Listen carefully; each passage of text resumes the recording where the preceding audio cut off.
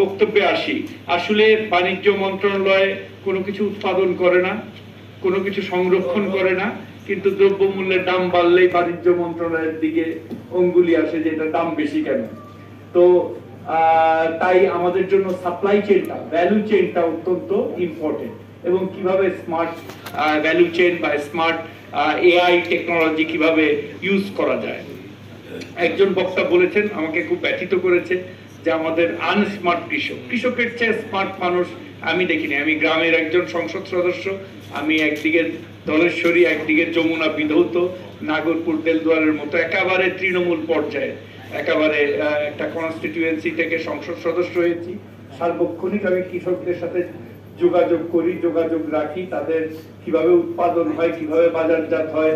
এবং আপনারা জানলে খুশি হবেন যে আমি একটা সুপারমার্কেট চেইনকে আমার গ্রামে পাঠাইছি, যে আপনারা ওইখান থেকে সোর্সিং করে আপনাদের পণ্যটা নিয়ে আসবেন, এবং তারা সদয় হয়ে তারা এইটা কাজ শুরু করেছে, এবং তারা প্রতি সপ্তাহে এখন ট্রাকে করে আমার কৃষকের উৎপাদিত পণ্য তারা ঢাকায় তাদের সুপারমার্কেট চেনে নিয়ে আসতেছে।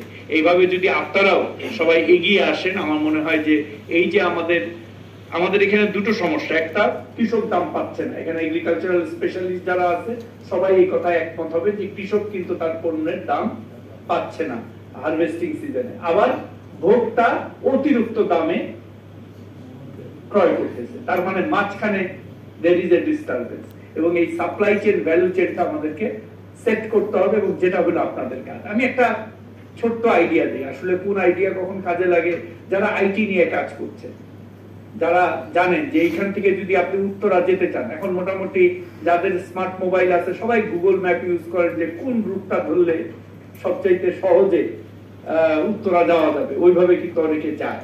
তো আমি মনে করি যে একটা এআই টেকনোলজি বা আইটি টেকনোলজি বের করে যদি আপনারা অন্তত করতে পারতেন, আমাদের শ্রদ্ধেয় সাংবাদিক ভাইদের বদলতে সবচেয়ে বেশি দামে পেঁয়াজ কোথায় পাওয়া যায় এই নিউজ পাওয়া যায়, কিন্তু সবচেয়ে কম দামে পেঁয়াজ পাওয়া যায় এই নিউজ কিন্তু কারোর কাছে নাই।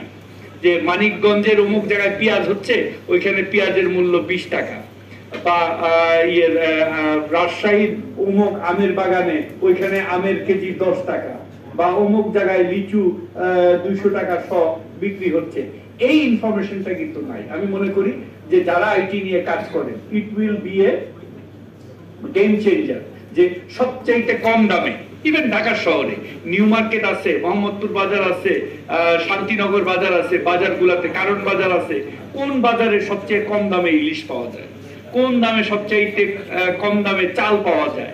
এবং মানে আমরা তো গুগলে যদি ম্যাপ ধরে ওই শর্টেস্ট রুট ধরে যেতে পারি, আমাদের অনেকেই আছে সোয়ারি ঘাটে সকালবেলা যায় তাজা মাছ কেনার জন্য, নদীর পাড়ে যায়, অনেকে কিন্তু শখ করে হলেও যাবে যে অমুক জায়গায় তো ভালো পেঁয়াজ পাওয়া যায়, বা অমুক জায়গায় কম দামে চাল পাওয়া যায়। এই জিনিসটা আপনাদেরকে, this is call need base technology use. আপনি কৃষককে যদি মাইক্রোসফটের অপারেটিং সিস্টেম খাওয়াইতে চান, আপনি ইঞ্জিনিয়ার, আপনি খাইতেছেন, কিন্তু যে ইউজার তার নিড অনুযায়ী যদি আপনি প্রযুক্তি তৈরি না করেন, তাকে খাওয়ানো কিন্তু খুবই কঠিন। আমাদের